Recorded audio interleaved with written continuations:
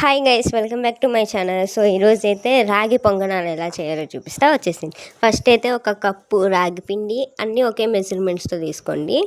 ఒక కప్పు రాగి పిండి తీసుకున్నాక అదే కప్పుతో సేమ్ బొంబాయి రవ్వ, అదే కప్పుతో సేమ్ పెరుగు కూడా తీసుకోండి.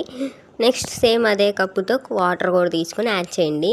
మొత్తం ఇలా అయితే ఈక్వల్గా మీకు అన్నీ సరిపోతాయి మెజర్మెంట్స్, ఏది ఎక్కువ అవ్వదు ఏది తక్కువ అవ్వదు అనమాట. అలా కలుపుకున్న తర్వాత ఇందులోనే సాల్ట్ కూడా యాడ్ చేసుకొని మొత్తం మిక్స్ చేసుకొని 10 మినిట్స్ పక్కన పెట్టేసుకోండి. 10 మినిట్స్ తర్వాత మొత్తం ఒకసారి చూడండి, ఇట్లా ఉంది కదా కన్సిస్టెన్సీ. ఇందులోకి మీరు వంట సోడా, జీలకర్ర, ఆనియన్స్, కరివేపాకు ఇవే కాదు ఇంకా మీకు ఏమైనా కావాలంటే అవి కూడా యాడ్ చేసుకోవచ్చు. అన్నీ కూడా యాడ్ చేసుకొని మళ్ళీ ఒకసారి మిక్స్ చేసేసుకోండి. మొత్తం మిక్స్ చేసుకున్న తర్వాత స్టవ్ పైన పొంగనాల ప్యాన్ పెట్టి ఆయిల్ వేసుకొని మామూలుగా మనం పొంగనాలు అయితే ఎలా వేసుకుంటాం అలాగే వేసుకొని ఇంకా మూత పెట్టి అలా 2 సైడ్స్ కూడా కుక్ చేసుకోండి. తిప్పుకుంటూ అటు ఇటు తిప్పుకుంటూ అలా తిప్పుకొని చేసేసుకొని మొత్తం ఫ్రై అయిన తర్వాత సర్వింగ్ బౌల్లోకి తీసుకుంటే అంతే, ఎంతో టేస్టీగా ఉండే రాగి పొంగనాలు ఇన్స్టెంట్గా రెడీ అయిపోయినాయి.